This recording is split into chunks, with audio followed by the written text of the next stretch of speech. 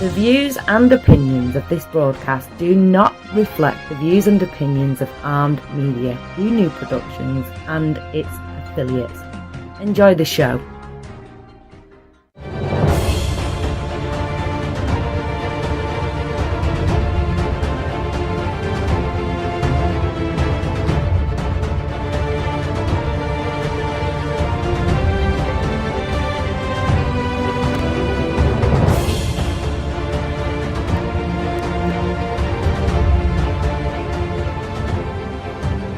Night.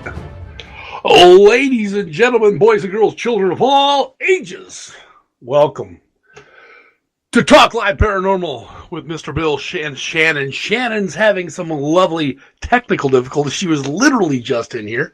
But we've got Mr. Jake with us right here. Say hi, Jake. Heyo. And we're having some lovely discussions. We're going to get into what we were just talking about. We'll get into that in just a little bit because I really want to talk about that. Because remember, Talk Live Paranormal, we talk about everything, and it might be paranormal. Before we get going, though, I want to say a big shout-out and a big thank you to all the men and women serving in the armed forces around the world and all the men and women who have served. Thank you very much for your service. You guys are awesome. Please come home safe. Get one for us. And, just keep your head down and come home to your families. For all those that did serve and served your time and are out now and are veterans, hats off to you. I'm a veteran myself. Thank you very much for your service. You guys are great. Look out for those families that are still back here waiting on those loved ones to come home. Remember, we take care of our own. Thank you guys very much for being there for us. Oh, Jake, what are we going to talk about tonight? I don't know.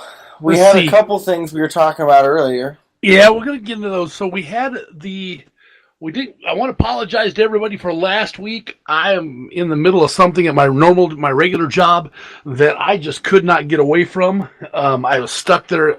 I've been working really late evenings on this big audit that we've got going. So sorry about we had to rerun a show. We'll make it up to you, I promise. We are dwelling deep into different subjects and topics, but we just went and did the Farrar School. We had a big event up there. So let's talk about that just a little bit. Where do you want to start? Well, because that was a full night. We had the Farrar School, and it was called Study Hall at the Farrar. Keep an eye out for the Farrar School. They're going to do several more of these. I don't know if they do any more this year. It was a great time. We had about 30 guests, 25, 30 guests up there, and it was CNH Paranormal and Riverside, Iowa Paranormal were the hosts, and of course, Jake and I are part of Riverside, Iowa Paranormal, so we were up there playing and having a good time. Let's talk about, let's just run through the whole night. We started off talking to people, having a Q&A session. Yep. And, we talked about, we had a Q&A session. We talked to different people. There were a lot of good groups up there. There was a lot of paranormal groups that were up there and came up just to meet and a little bit of para-unity, talk and kick back and relax and have some fun and do some investigations. We had we did the talk, we ate dinner, CNH Paranormal brought in a bunch of pizza, which was pretty dang good, actually. I didn't have any of it. Oh, I had a couple pieces, but I had it when it was cold, and at 2:30 in the morning, cold pizza was pretty dang good. What was it, Little Caesars? No, it wasn't Little Caesars, it was somebody else. I don't know. I can't tell you which one it was. I know it was flat, had sauce and cheese on it, and that's really all I need for a good pizza. So then we sat back and we did some raffles, gave away a bunch of stuff. But then we went into our raffles, which turned out to include other people. Some people won the chance to go and do some experiments. And you, Michelle, and I took 3 people down into the boiler room.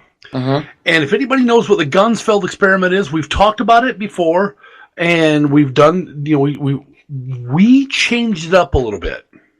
We did a 3-way Gunsfeld experiment with one person with the red light the whited out goggles and headphones on, another person with just the goggles on and no headphones, and then a third person in another part of the room with no goggles but was listening to just the Phasma box.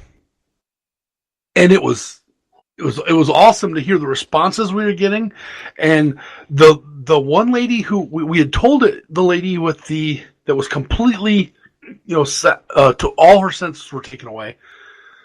Excuse me. We told her, if you feel something, hear something, see something, whatever, you need to let us know. Found out after the whole experiment was over, she was petrified. Now, one of the things she was petrified about is she actually was in elementary school at the Farrar School. There were two people there that night that were former students. The lady who was listening to the Phasma box on the first experiment, Flip-Flops, she was a student also. Yep, I think they were students there right around the same time. Yeah. So they were both a little bit freaked out to be down in there because they'd heard all the stories when they went to school there. They knew that they shouldn't be down there. That it was, they knew they were breaking rules is what they were doing. To them, they were breaking all the rules that they had ever been told. So we took them in, set them up, and you and Michelle started asking questions. And Michelle, what did she say? What is your name? And got quiet, and then all of a sudden, what did they say? John. And the cool part was the lady goes, John. And I was watching the lady in the back, or listening to the lady in the back corner who was completely, all her senses were taken away. And the minute she says John out there, the lady in the back took a deep breath. Her arms went in like she was, like trying to protect herself, and she sat there and shook. Whatever hit her hard. And then was it Michelle or you said if that's your name, then you need to say it again? That was Michelle. And it said, I'm John. Yep. It's like the answers were just phenomenal. We did have a special guest there, Alan. He was doing some videotaping, kind of working on a few things. But he actually was videotaping down there, or videotaping. That's a hard thing to say. He was running a video camera down there, and he was hearing things, and he caught some other stuff that we haven't heard yet. He's going to send it to us so we can listen. But I guess it's pretty freaky. So then we asked a few more questions. And then we could hear that lady in the back room breathing so heavy. Yeah. It's like, we got to stop this. It sounded like she was going to have a panic attack. I think she was already having a panic attack. So we decided it lasted a good 15, 20 minutes that we kept them in there, which was pretty much the length of time we wanted to.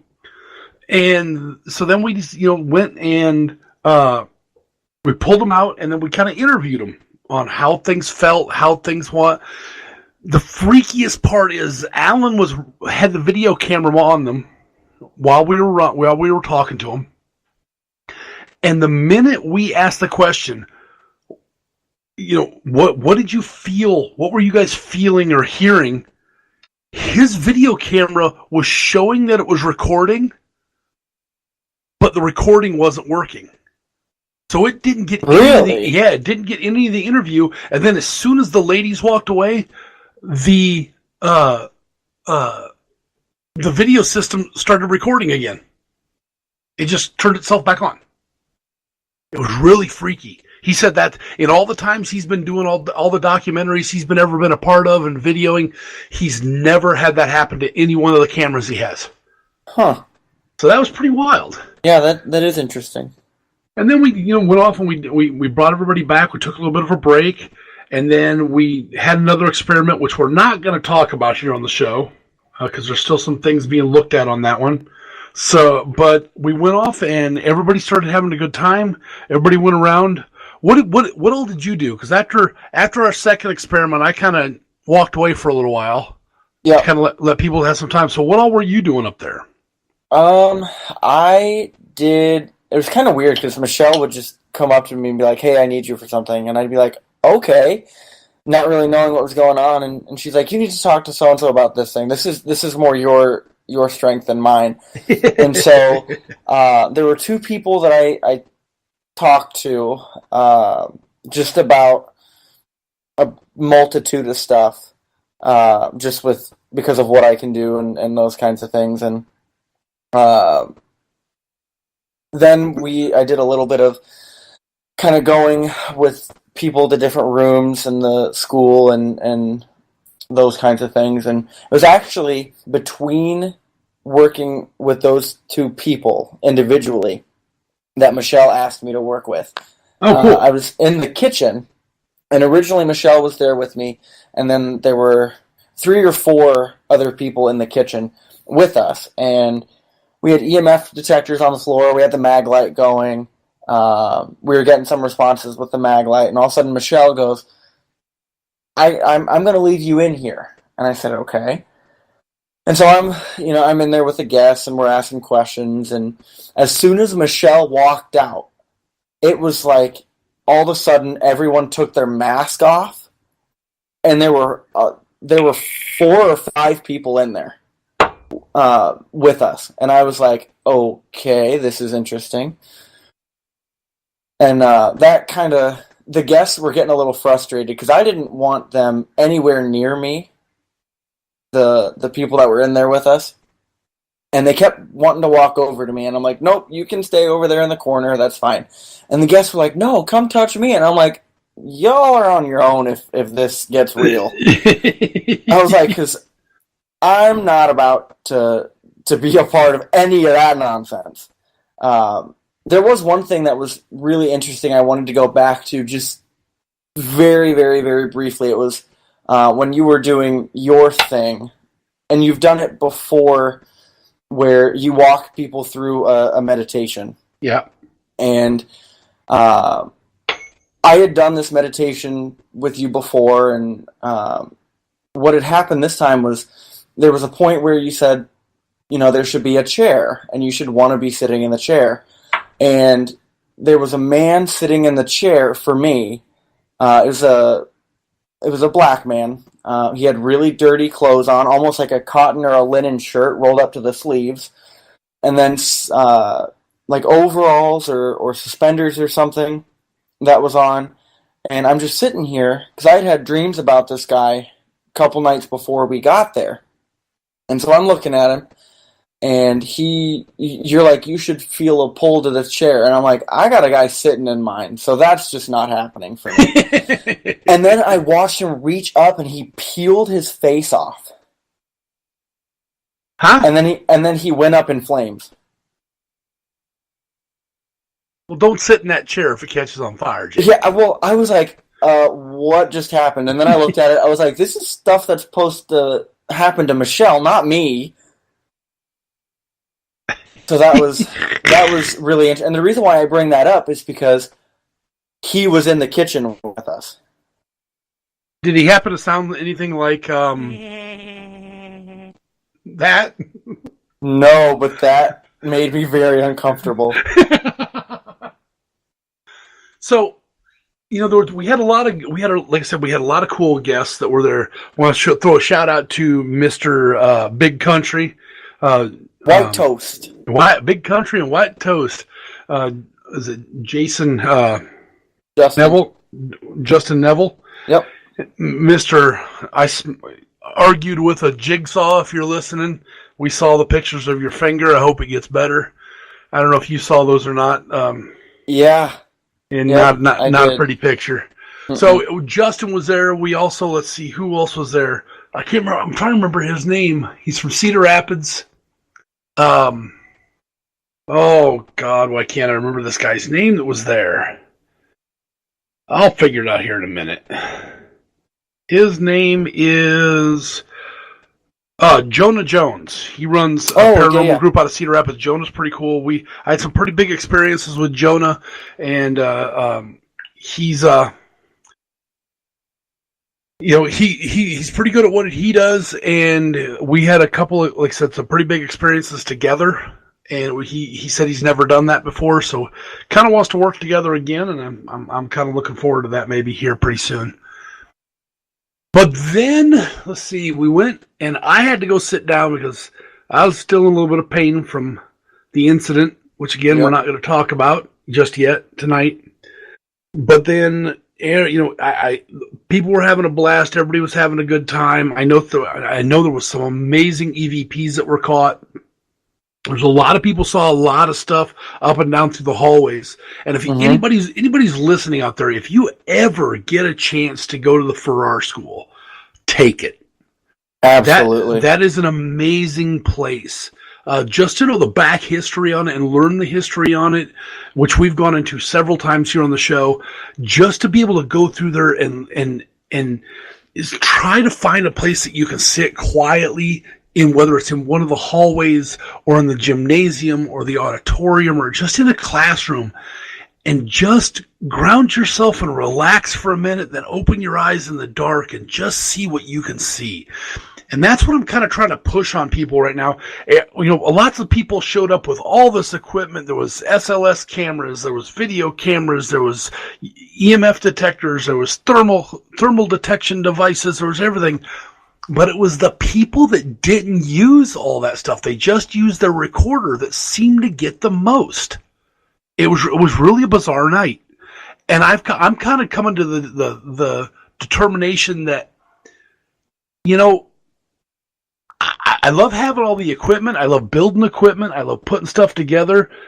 But it seems like going back to the old school is right now is the way it seems to be getting more and more and more and more and more. So, yeah, I think I want to start going backwards just a little bit and jump back and just go, see how things go. So let's see. I'm going to jump right into this other topic because I found an article, and I did up in a lot. Oh, not an article. I found a topic that someone who was talking about, and I didn't think anything of it. And I've heard about it all my life, and I know everybody's heard it. You hear people giving you the stink eye or the evil eye, and you've heard that, Jake. I know you have. Oh, I do it all the time, every day. Yeah. Well, in your job, you have to. But there's a history behind it, because the evil eye is pretty much well known throughout history. You can find it mentioned in Greek and Roman text, as well in famous literal works, like including the Bible. If you look up Proverbs 23:6, it says, "Eat thou not the bread of thy that hath the evil eye, neither desire thou his dainty meats." So it's in the Bible. It's in the Quran. It's been used in Shakespeare's plays. It's been, they found it in the folklorist John Roberts. In 1976, he did a cross-cultured survey and found that 36% of cultures believe in the evil eye. Okay, so what is the evil eye? All right, so the evil eye, everyone gets a dirty look every now and then. We usually think of it, especially for those that deserve it. But for most people, they shrug it off. But many believe in what's called, quote unquote, the evil eye, and they take it very seriously, and it requires immediate action to avoid harm. The evil eye is a human look believed to cause harm to someone or something. The supernatural harm can come in form of minor misfortune, serious disease, injury, and even death. Now, a folklorist named Alan Dundes, D-U-N-D-E-S, Dundes, I think that's how you say it, in his edited volume of a book called The Evil Eye, a Casebook, he notes that the victim's good fortune or good health or good looks or unguarded comment about them invite or provoke an attack by someone with an evil eye. Symptoms of the illness caused from the evil eye can be like loss of appetite, excessive yawning, hiccups, vomiting, fever. Now, this next piece made me laugh until I started thinking about it. If the object attacked is a cow, its milk will dry up. and it happens fast. If it's a tree or a plant, they just die and wither away and die. And apparently they've got documented proof on this out there. So the evil eye is considered to be a form of witchcraft.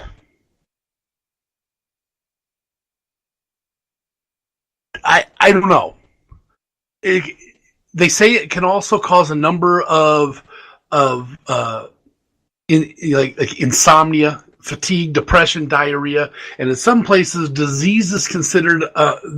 In many places, disease is considered a magical as well as a medical issue, and the reason given.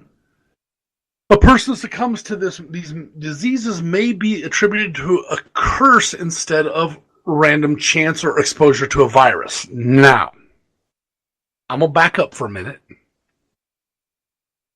Knowing what we do, and obviously paranormal work, knowing the things you do, Jake, mm-hmm.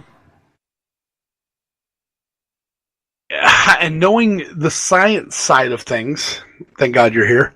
Knowing the science side of things, can we really attribute a stare to be causing a curse instead of being exposed to something like a virus? Now, see, that's where it gets a little tricky, and I've had to have this conversation with the people that I work with multiple times, because science as a practice, or as an entity, seeks to explain the natural world. Okay. It doesn't try to explain religion, spirituality, faith, anything like that. So that's a completely, totally different sector.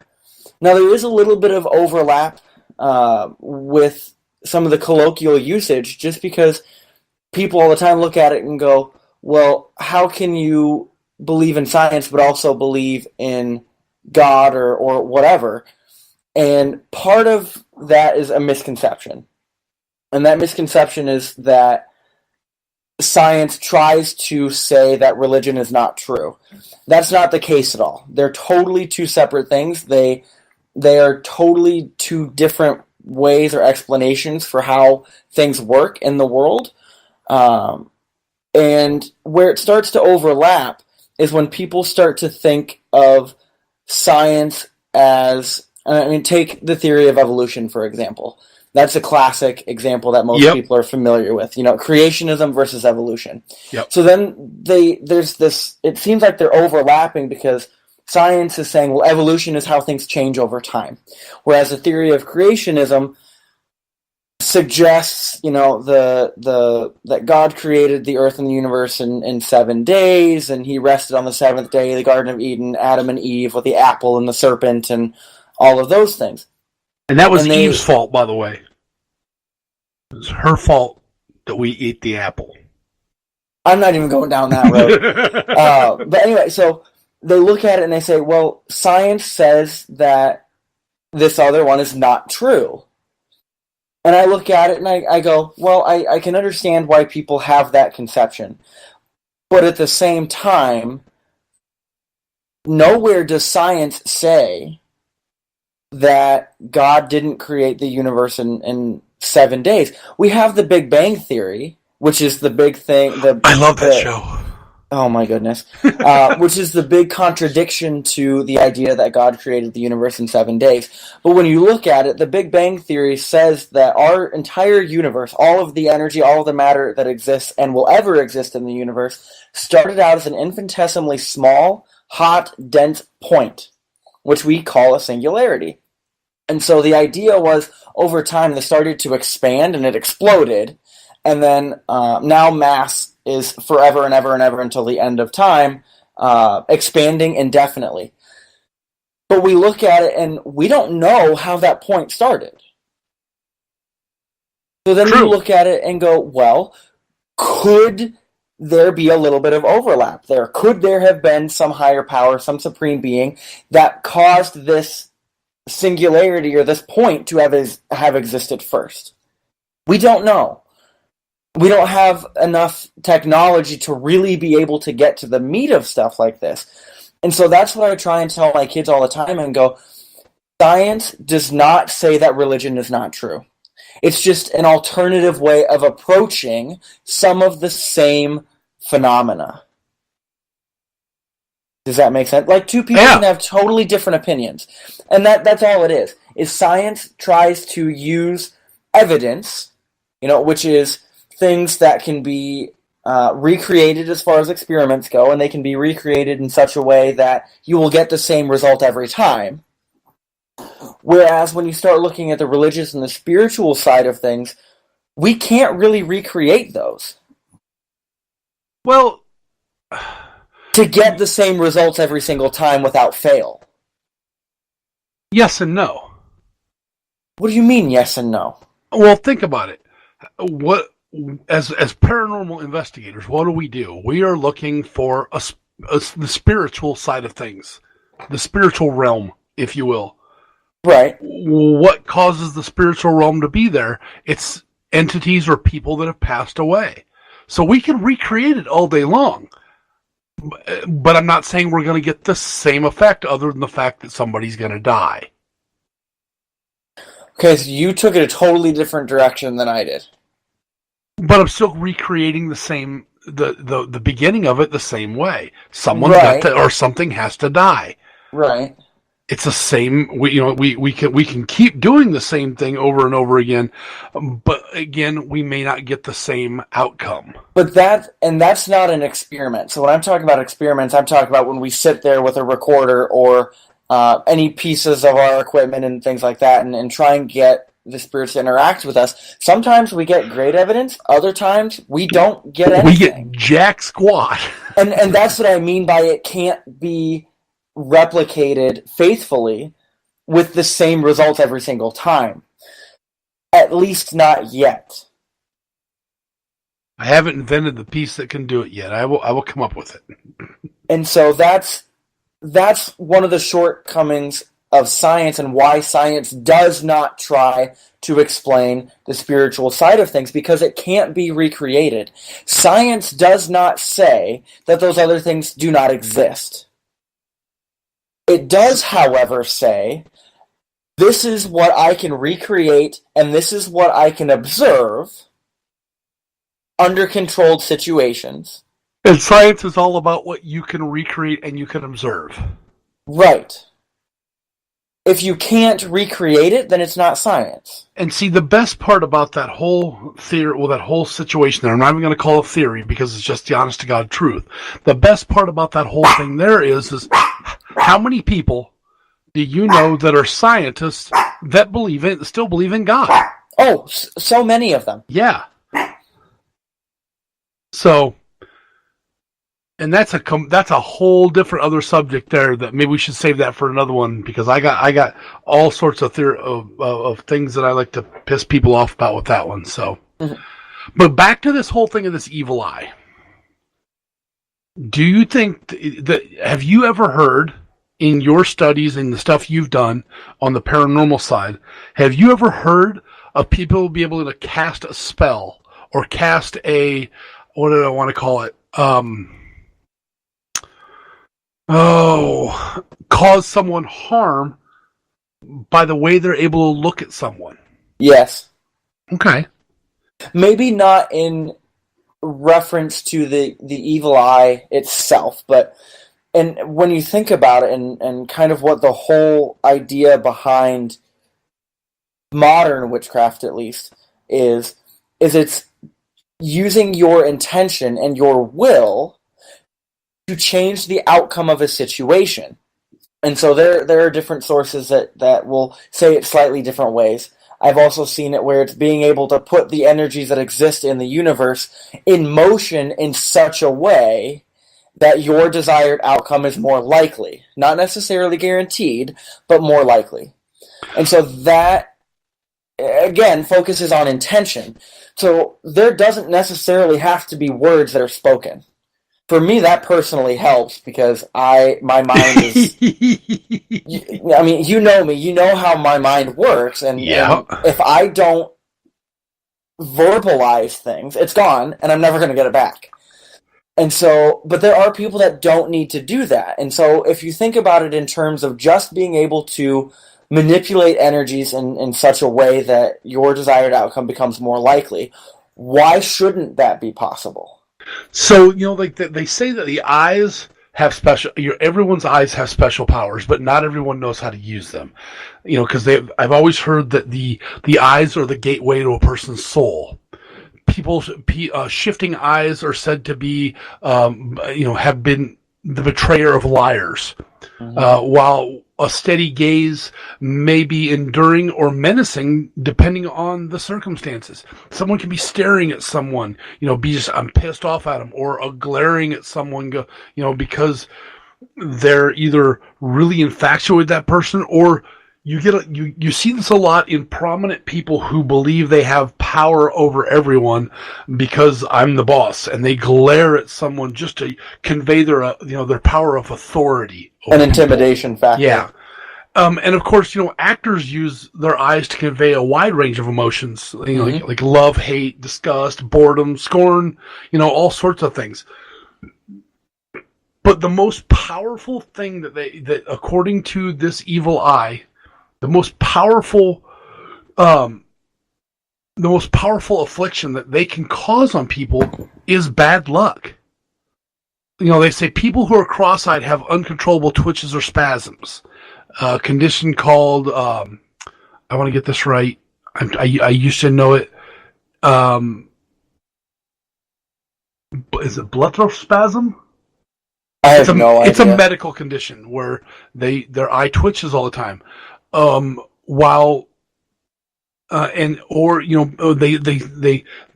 prominently they squint all the time, and people have thought they try to focus on something, but they're actually, when they're closing their eyes and they're squinting, they're said to have been. A lot of people are like, he's glaring at me. But there's also another side of it where there's people that I've heard of, and I don't know anybody that can do this, but some people, when they squint just right or they hold their eyes just right, they can really see a person's aura around their, around that person, and they have the ability just to see if that person's going to be, good or bad. According to Greek and Romania and in India, they praise children that can do this, but they look at it also as being taboo, and they avoid those people almost like the plague, because they're thought to have that they can harm someone unnecessarily just with their gaze. So they'll look at, and this still goes on today over in like Greece and Romania and India. If a child is able to stare and they start to squint just a little bit, people will leave them, and they have actually been put to death for it because they believe that those people are evil and they were born evil, or they're a recreation of someone who was evil. So, there's a lot that's read out of people's eyes, and just the way you can talk a lot with your eyes. You and I have done that where we're sitting there and one of our guests is doing something that's just driving you nuts, and you just kind of look at each other like, you give that look of, I'm going to lock him in one of these jail cells and I'm going to leave him here for a month. I don't care, So who has who has an evil eye? Maybe you do, maybe I do. Many believe that the bad intentions is not necessary, and that someone can cast an evil eye without even knowing it. I call them moms. That's not the truth. Because that would be my mom. She likes to cast her evil eye all the time.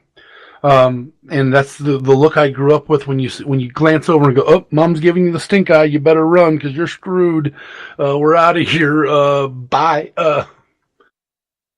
So, if you get someone you think is giving you the evil eye, they said there's ways that you can protect yourself, and there's supposed to be a cure for someone gives you the evil eye.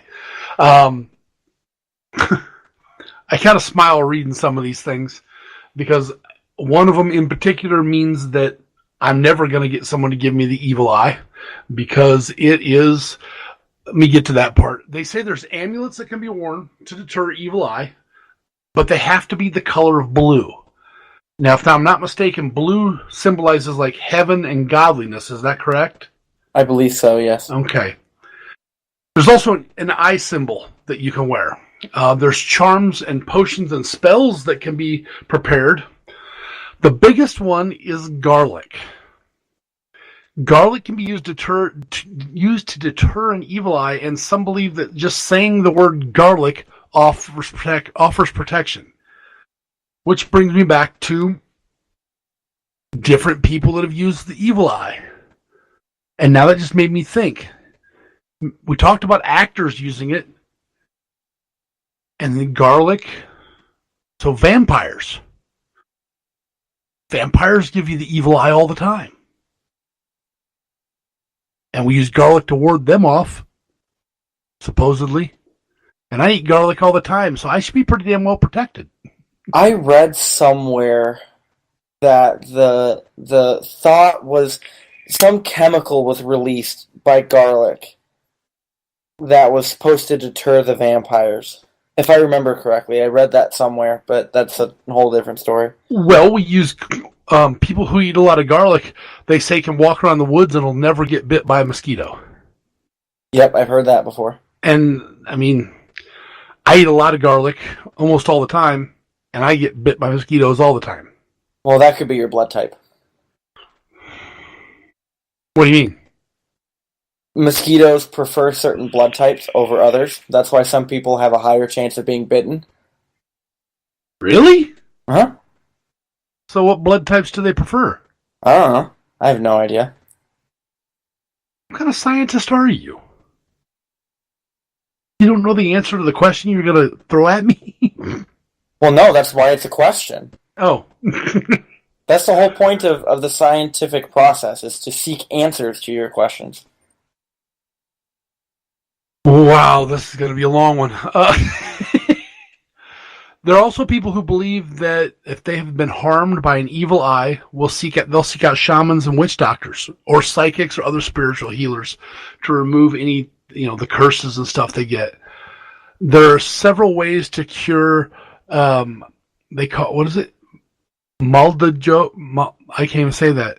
A traditional method from Mexico involves using a raw egg. The egg is a universal of purity and birth. Is said to absorb evil energies as it passes over the forehead. Now, I've heard of this. This is the first time I've read this. I've heard and watched something about part of a exorcism where they would take a raw egg in its shell and just rub it back and forth over the person's forehead to help remove or cast out the evil that's in the person. Huh. And they say if it's done successfully enough, you can actually break open the egg and the yolk will be black. Now that I have heard of. That's wild. So if I throw an egg at my mom, just kidding. I love my mom.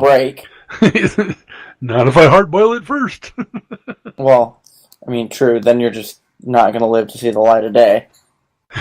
So I wonder if it has something to do in utilizing the egg with the evil eye and to pull that out of a person or pull the curse out of a person. And I'm just trying to put things together here, but a person's pupil is or iris and stuff in their eye is round. The yolk is round. If it, the oval shape of the eye and it indicates, and the whites of the yolk, the oval shape of the yolk, and the white indicates the same as the eye, and that's why it's able to draw it out of a person and into the egg, because it's spiritually seeing the egg as a stronger or larger eye, and it goes to that, but then it's trapped in the pretty much the shell and the yolk of the egg. We may have to try this sometime. Who can we hold down and rub an egg across her forehead? Michelle. Todd. Yes. What if he's going to let us? Yeah, we'll just. And then we should do Tristan for good measure. No, Tristan's having enough issues. He's having enough issues getting ready for what he's getting ready to go through. Yeah, that's true. So take it for what you think.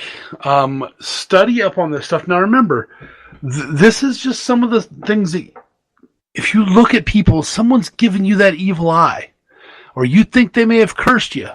It may not hurt to go rub an egg on your forehead. Now, I'm not saying break the egg open and rub it on your skin, which I hear is good for your skin. But no, just rub that shell on with the egg in it on your forehead, back and forth. And be careful. Be careful where you go in the world about talking about an evil eye or giving someone an evil eye, because still to this day, depending on where you go in the world, if someone thinks you're giving them an evil eye, they're showing on here that people have been attacked, beaten, and even killed for possibly giving someone the evil eye in other countries. One of them being Italy. The other one is Greece, France. There's a whole list of them on here. It's amazing. And, oh, wow, Louisiana is on here. That makes sense, though. Well, there's a lot of stuff that goes on down there in Louisiana. That's pretty wild. So it looks like we've got about 15 minutes left. I brought up a subject to you a little while ago, before we got on the air. Right before we got on the air. And here in my question, and I wanted to see if you could, and you were starting to explain it, and then we had to come on the air. So let's go back to this whole black hole. And they say that a black hole, not even light, can escape the gravitational pull of a black hole. Now, my question was, if light has no density, no physical density of light, I'm not talking particles that are in you can see in the light, but light has no density at all, how can it be pulled by gravity? And I got really excited about this. Go for it. And so there is, and like I was saying, there's this idea, it's called wave-particle duality. And there's a couple parts to this. One is that light, which is a form of energy, usually travels as a wave. However, and Einstein helped with this, and he came up with a phenomenon called the photoelectric effect.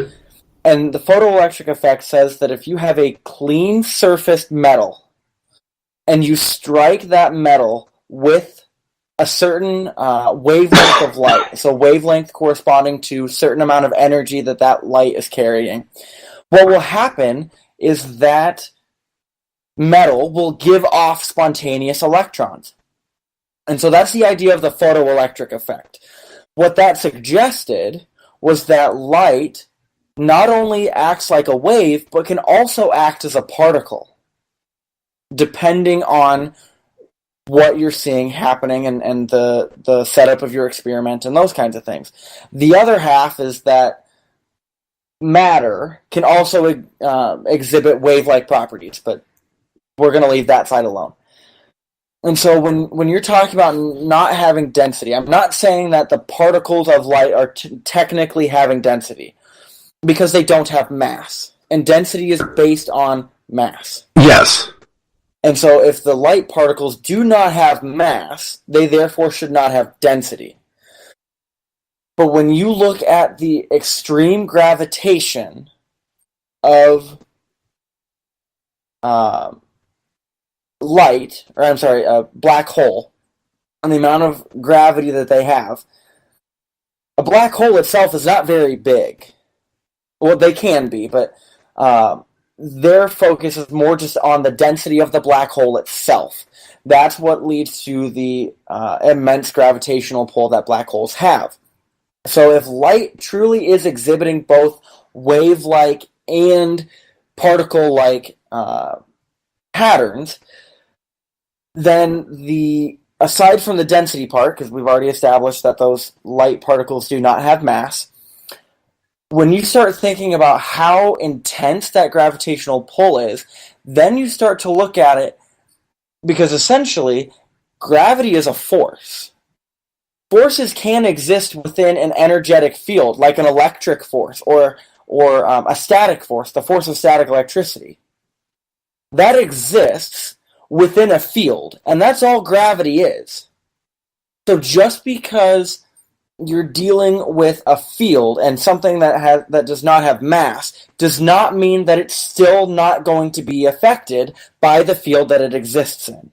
But if the gravity of that black hole is that strong, and it can't, and they say even light can't escape the gravitational pull, then how are we able to see the edge of the black hole if the light is all being pulled into it? Here's why. Because the light, I actually, on one of the articles, it said this, the caption on one of the pictures, the halo, so if you look at the picture, there's kind of a yellowish-orange halo around a black space or hole in the middle. And so the idea is that light actually will bend around the black hole because black holes with their immense gravity, and scientists discovered these a few years back, actually, and they're called gravitational waves. And so essentially what black holes do is they hold on to the space around them and they bend it and they move it. So any light, whether it's wave or particle, that exists in that space will also be bent and moved around. So if that light is being bent, then not all of it is going to actually enter the black hole. Is it Some of it will be bent around. Is it kind of like the prism effect? It causes a curve?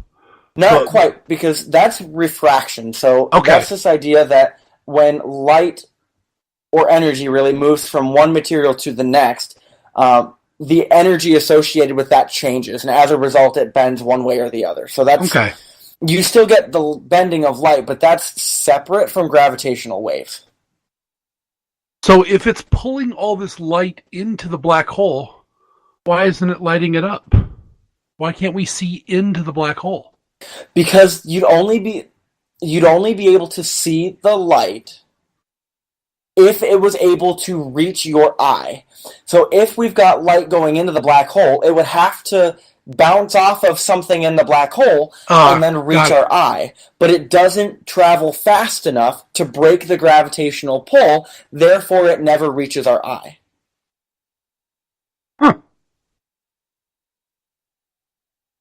Huh. How fast is light speed? 3 times 10 to the 8th meters per second. Is there anything faster than light speed? No. Not known, at least. Okay. Because then when you start getting into Einstein's theory of relativity, part of it said that no matter the speed you're traveling at, the speed of light will always appear to be traveling the speed of light faster than you. So if you are traveling at the speed of light, okay, so 3 times 10 to the 8th meters per second, which I believe is 300 million meters per second. Okay. That if you're traveling at that speed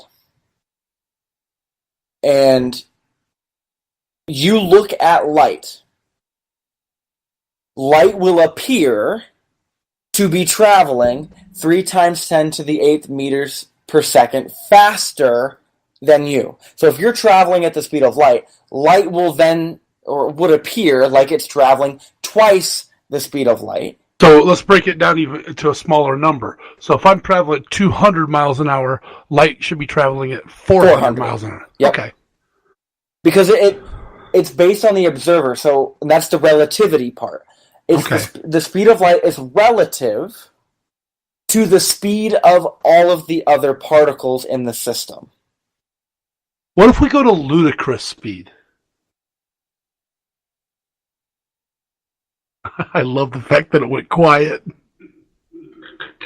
I have no words.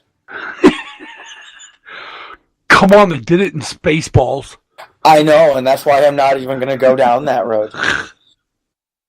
Because you know how I can get when I get fired up. Oh, I love it. So my question is The black hole. Yes. What? Okay, so it's called. I may be wrong. Is a black hole caused by like the explosion of a sun? Not necessarily a sun, because it actually have to be a star in general. That's Okay, a star. much, much, much larger than our sun. Okay. Our sun is considered a medium-sized star. To produce a black hole, you'd have to be looking at large stars. So these are, like 100 times larger than our sun. Okay, will a black hole ever close? Do you know? Not to my knowledge, because essentially black holes... Okay, let me slow down. So stars themselves do have mass because they're giant balls of gas. Yes. And so gas is matter, therefore it takes up space and has mass. Yes. Now, because of their immense size, they also have extremely high amounts of gravity as well.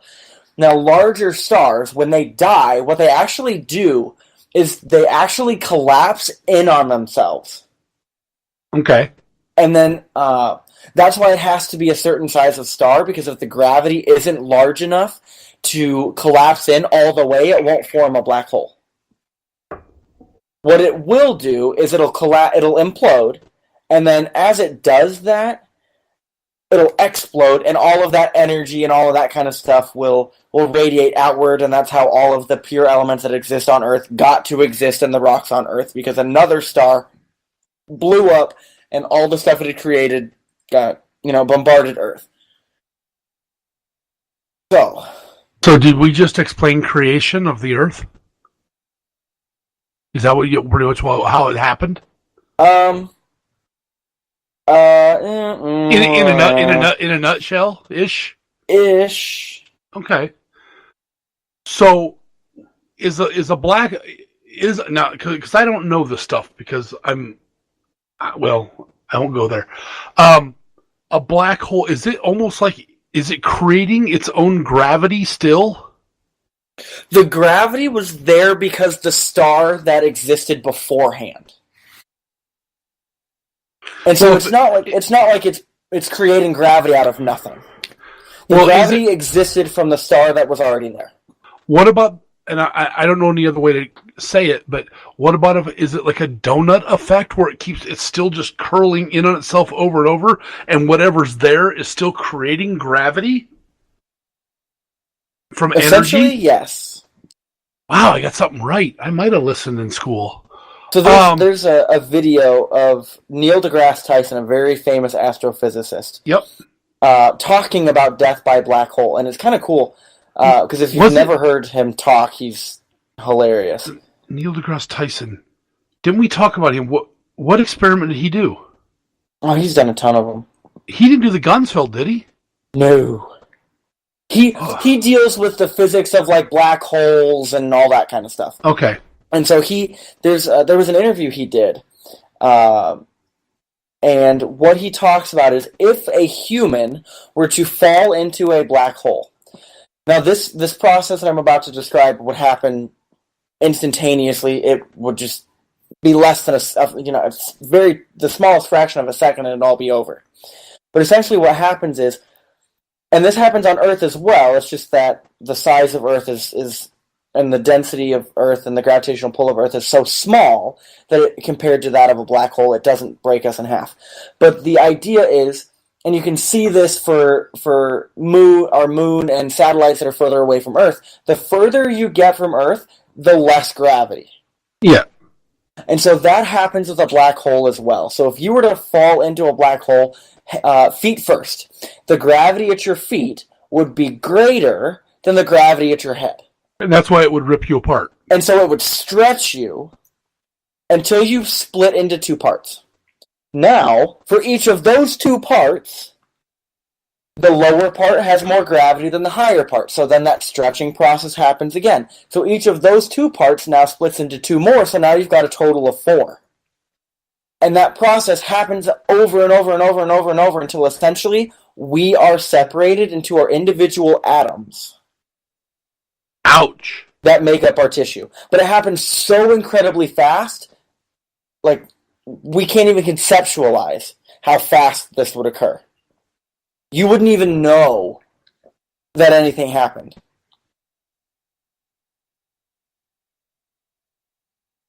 It'd be that fast, because the gravity of a black hole is that great. So what's on the other side of a black hole? We have no idea. Why don't we just go to the other side and look without going through it? Because I'm so glad you listened to me. Oh, so I hate to cut it, but we only got about 2 minutes left. Yep. But no, dude, this has been awesome. That's why I love having you here, because you explain things in a way that a redneck like myself, I can understand. I hope everybody that's been listening out there has learned something tonight, because Jake is an awesome teacher.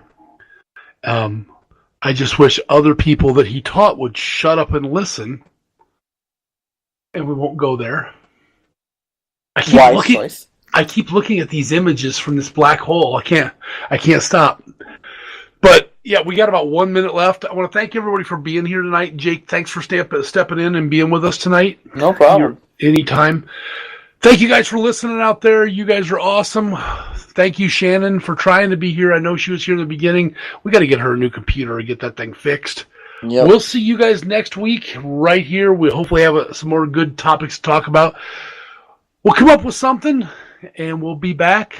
Thank you guys very much. And the last thing I got to say is, y'all, we'll see you in the dark. Have a good night.